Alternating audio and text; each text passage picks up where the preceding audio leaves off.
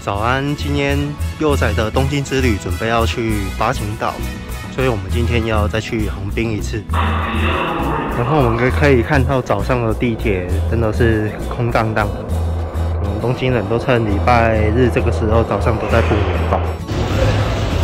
我们可以看到，就算是周日，东京车站还是很活络的。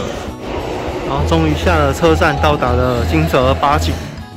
然后可以看到我已经到金泽八景了，然后天气是非常的还蛮不错的。可以看到早晨这个车站它的采光其实还蛮好的，真的会让人感觉要准备去海边游玩了。然后从东京坐了快2小时的车，终于到达八景岛了。出了车站可以看到哇，蓝天大海，都直接都映入眼帘了。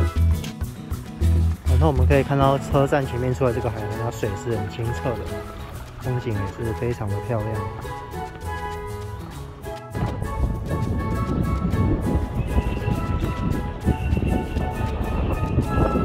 这边入口现在也没什么人潮，可能是因为八景岛是真的比较偏僻的关系吧，再来也是比较麻烦。可以看到八景岛早上排队这边。9点半人潮其实并没有很多，毕竟是周日的。然后过了一会，我们可以看到现在排的人山人海，所以其实还蛮方便的，这样凭证一扫就换到票了，然后就不用像这样子，刚刚人潮才一半而已，现在已经排到尾边的那边，还要慢慢排队。接着幼崽准备要进入水族馆。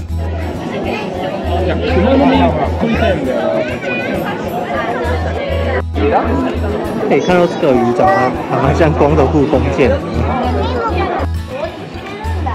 结果没想到当潜水员也是蛮辛苦的，还要帮忙擦地板。然后可以看到这个小丑鱼跟这个海葵这边共生，还蛮有趣的。然后看到这个海豹会后空翻，那个。好，一只是趴着躺。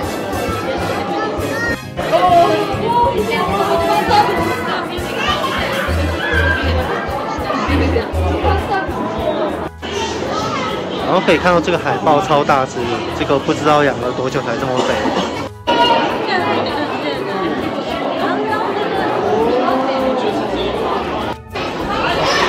之后走到 Level 5这个地方，可以看到，这边也比较有一个巨型的水族箱吧。然后可以看到连红鱼啊，还有一些聚集的鱼群都有。其实还是一个蛮适合拍照的好地方。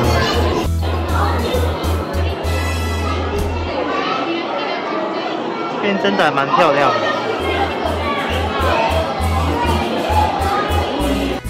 然后企鹅也一定是水族馆里面少不了的。然后可以看到这边的企鹅。其实嘴巴都还蛮长的，蛮可爱的。准备要上去，这边有一个小小的海底隧道。八景岛这边也有鲨鱼，其实还蛮大只的。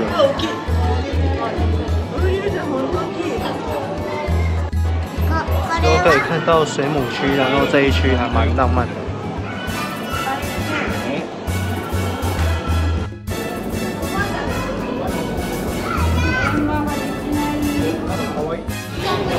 这边这个设计其实还蛮不错的，你可以一边看水底下的生物，然后你还可以看到岸上的人。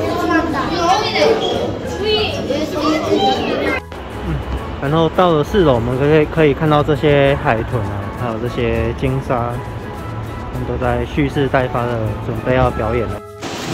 然后这次逛八景岛让我感觉跟在桃园逛 X Park 的感觉蛮相似的，因为有听说 X Park 他们也是有请八景岛的设计师过来帮忙协助设计。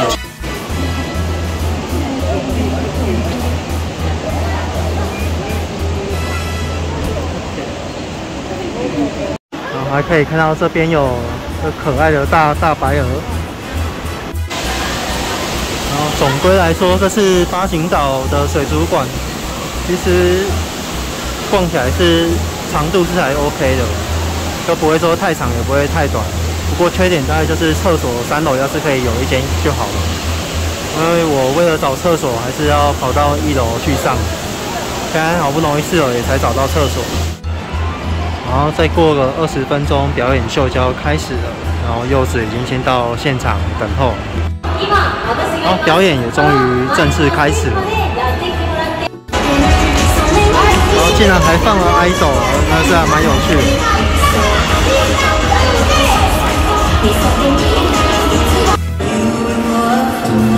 重点的白海豚秀也开始了。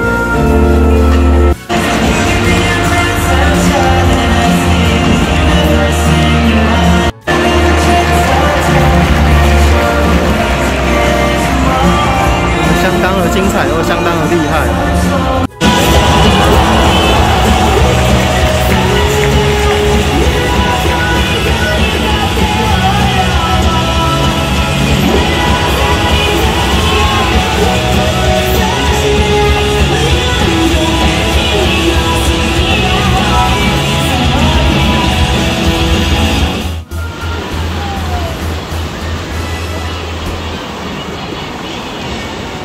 午餐的话就随便吃了，因为我肚子真的是饿太久了。然后我发现它这边的美食街的东西其实也不会太贵，像我这样子的套餐也才930元日币而已。再来，幼仔准备要来玩这个泛舟，然后我们可以看到这个梦幻海豚园区有海豚在上面游，这就是一个简单的一个小的海底隧道。